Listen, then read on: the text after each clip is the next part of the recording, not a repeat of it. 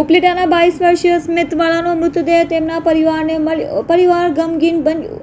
રાજકોટ ખાતેના ગેમ ઝોનમાં ગયેલ ઉપલેટા શહેરના 22 વર્ષીય સ્મિતવાળાના પરિવારને અંતે તેમનો દીકરો મળતા રાજકોટ ખાતે તેમની અંતિમ વિધિ કરવામાં આવી હતી. રાજકોટ ગેમ ઝોનમાં લાગેલી આગના કારણે અનેક લોકો પરિવારના સભ્યો લાપતા હોવાની હજી પણ માહિતીઓ સામે આવેલી છે.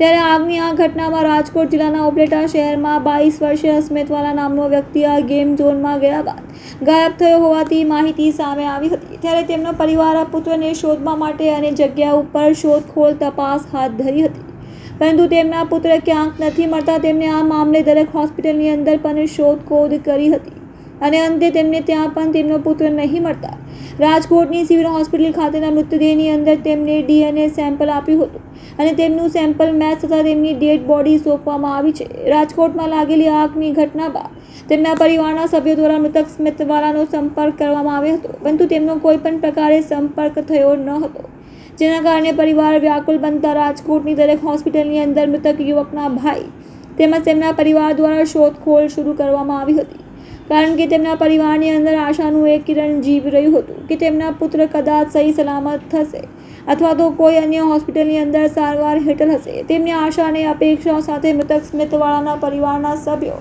અનેક તમામ હોસ્પિટલની અંદર દર્દીઓની સાર સંભાળ અને ખેરખબર લેવા ગયા હતા, જ્યાં તેમનો પુત્ર મળ્યો ન હતો. ત્યારે રાજકોટની સિવિલ હોસ્પિટલમાં DNA સેમ્પલ માટેની કામગીરી હાથ ધરવામાં આવી હતી, જ્યાં તેમના પરિવારના સભ્યોના DNA મેચ થતાં તેમને ડેડ બોડી સોંપવામાં આવી હતી અને રાજકોટ ખાતે જ તેમની અંતિમ વિધિ કરવામાં આવી હતી. ત્યારે ઉપલેટાના પરિવારના 22 વર્ષીય પુત્રનું અવસાન થતાં પરિવાર ગમગીન બન્યું હતું સામે આવ્યું છે અને જવાબદારો સામે કડક અને ન્યાયિક કાર્યવાહી કરી તમામને સજા આપવામાં આવે તેવી પણ માંગ કરી છે.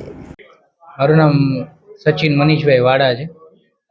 હું રાજકોટમાં જ હતો. મારો નાનો ભાઈ છે જે TRP ઝોન છે તેની અંદર રમવા ગયેલો અને એની સાથે મારા માસીનો છોકરો બી રમવા ગયેલો હતો. એમની જાણ એને મને કરેલી હતી. જ્યારે મને ખબર પડી કે ત્યાં આગ લાગેલી છે તો હું ડાયરેક્ટ ત્યાં જઈને ઘટના સ્થળે દોડેલો હતો. ઘટના સ્થળે ગયો ત્યારે મેં જોયું કે અહીંયા ભીષણ આગ લાગેલી છે અને આગ એટલી હતી કે ત્યારે કંઈ સૂઝ નહોતી પડતી અમને. છતાંય અમે ત્યાં ફાયર બ્રિગેડ જેટલી સ્થળે પહોંચેલા હતા ત્યાં બધાને જઈને હું પૂછતો હતો કે કઈને રેસ્ક્યુ કર્યા છે, કોઈને રેસ્ક્યુ કર્યા છે. કોઈ જવાબ ત્યાં આપેલા નહોતા અને જે લોકોને બહાર કાઢવામાં આવેલા હતા એમાંથી બી કોઈ લોકો જવાબ આપતા નહોતા. બધાને એટલું જ કહેવામાં આવતું કે ભાઈ સિવિલ હોસ્પિટલમાં તમે જઈને તપાસ કરો, અહીંયા કંઈ છે નહીં. અમુક લોકોને અમે સિવિલ હોસ્પિટલ મોકલેલા છતાંય અમે ત્યાં જઈને જોયેલા કે કોઈ આપણું મળી જાય તો આપણા માટે એક સારું થઈ જાય. તો બી કોઈ ત્યાંથી 2 કલાક હું ઊભેલો પણ કોઈ બી ત્યાં કંઈ હતું જ નહીં. આગ પર કાબુ મેળવવામાં આવેલો નહોતો. સિવિલ હોસ્પિટલ ગયા ત્યારે ખબર પડી કે ત્યાં જેટલા બી છે એક પછી એક લાશ જ આવી રહી છે. કોઈ એવું વ્યક્તિ નથી જેનું રેસ્ક્યુ કરવામાં આવેલું છે. છતાંય અમે ત્યાં ગયા અને જોયું કે ભાઈ કઈ રીતે છે તો ત્યાંથી અમને કહેવામાં આવેલું કે ભાઈ તમે અહીંયાથી બધાની રિપોર્ટિંગ જે છે તમારે જે ગુમ થયેલા છે એમના નામ લખાવો. એમના નામ લખાવી અને તમારું એક DNA સેમ્પલ લેવામાં આવશે કે જે તમારા જે ગુમ થયેલા છે એમની સાથે જો તમારું ત્યાં સાથે મેચ થશે તો પછી તમને આગળ જાણ કરવામાં આવશે. એટલે રાતે 3 વાગ્યા સુધી DNA નું આખું ટેસ્ટિંગ ચાલેલું છે. 3 વાગ્યા પછી અમે પ્રાઇવેટ હોસ્પિટલ જેટલી બી હતી રાજકોટની બધી જગ્યાએ અમે ગયેલા અને બધી જગ્યાએ અમે તપાસ કરેલી છે. કોઈ બી હોસ્પિટલમાં કોઈ કેસ આવેલો નહોતો એ બધી અમને જાણ કરેલી હતી.